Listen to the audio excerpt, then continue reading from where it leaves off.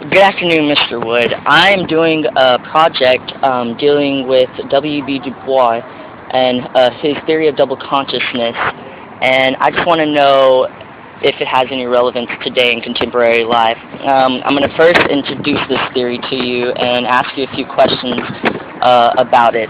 So, W.B. Du Bois was one of the most prominent African American scholars of his time.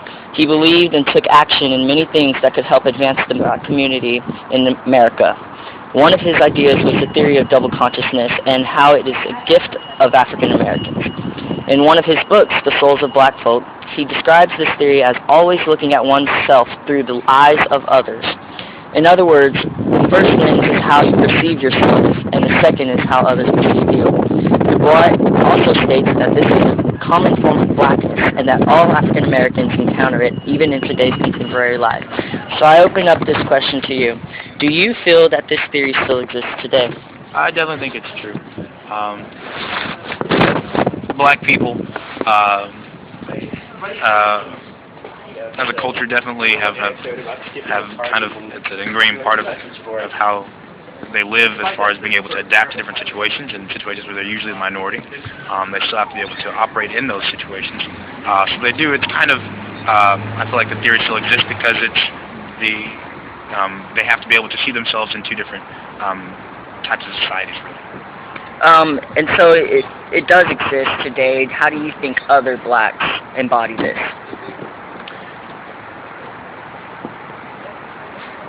Well, it's as simple as being a university student. Hanging out with other black students is definitely different than being in my classes.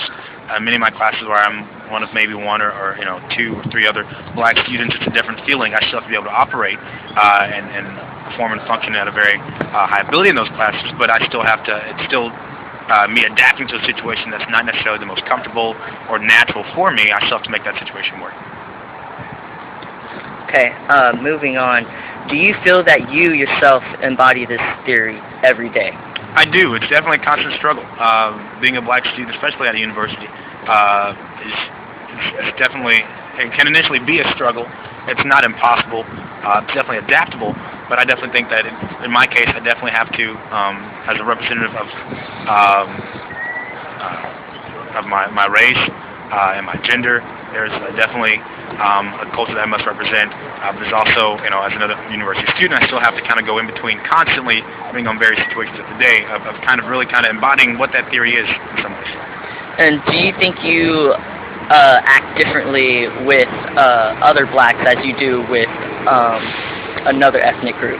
No, I think it's pretty easy to see that Eugene Wood is the same person in any situation. I think that as a people, that's always a struggle, is trying to get to that point where you're like, oh, okay, I can be myself in either of these situations. But I think initially there's definitely, there's a different way you speak, the mannerisms, the way that you carry your body, the way you talk. It's definitely different in different settings.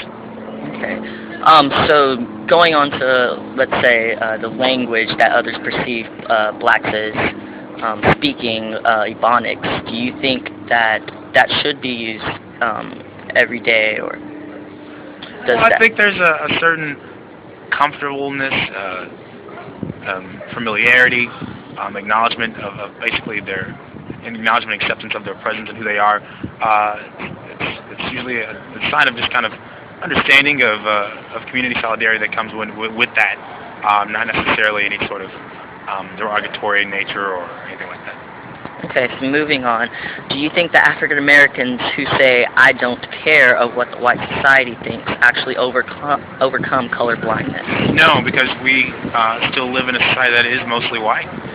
So even though we don't care, we still will consciously or unconsciously or subconsciously conform to a society that may not be of who we are necessarily as a people, but we identify within that greater society because it's what we have to do to survive. If we did not, then we wouldn't be able to function and exist as a productive people. Okay, so is it possible to get beyond this color line where whites acknowledge blacks as other and blacks recognizing themselves? I do believe it's possible as the color lines become less and less obvious. I mean, coming from the East Coast, there wasn't a lot of very distinct distinguishing between the races and things. People just kind of blended together, and you kind of always had to second guess. You never really assumed someone was black or white. Just kind of assumed they were either foreign or just kind of had a bunch of stuff in their ethnic background. Okay, so do you think across, saying geographically, north from south, how do you feel what do you think the change is? I think it's definitely a more obvious change that we're moving towards a non-other society in the north, as growing up there, and then in Texas, I still feel like it's something that can possibly be seen in the future, but at this time, no, it's not there yet. Okay. Why do you think so?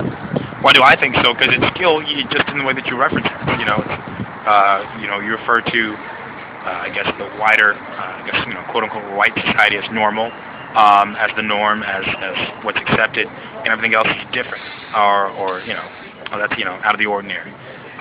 So until it just becomes not as, if we can begin to think of it as normal is not necessarily just white, then I think it'll still be it will still be seen as other. Okay. So my final question to you: what actions do you feel we need to take to break this, or do you think we should even take action? I definitely think action should be taken. It's simple as just thoughtfulness and an awareness of others and other cultures. I mean, it's not that you have to, change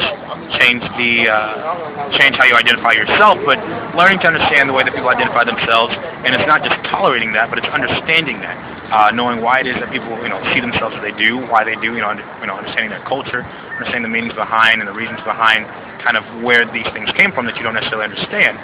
Definitely helps in understanding that these are people. This is not other. This is one big society, and we kind of win and lose together. So when we do take steps to understand others and try to improve the way that we feel and think about others, then the whole society improves.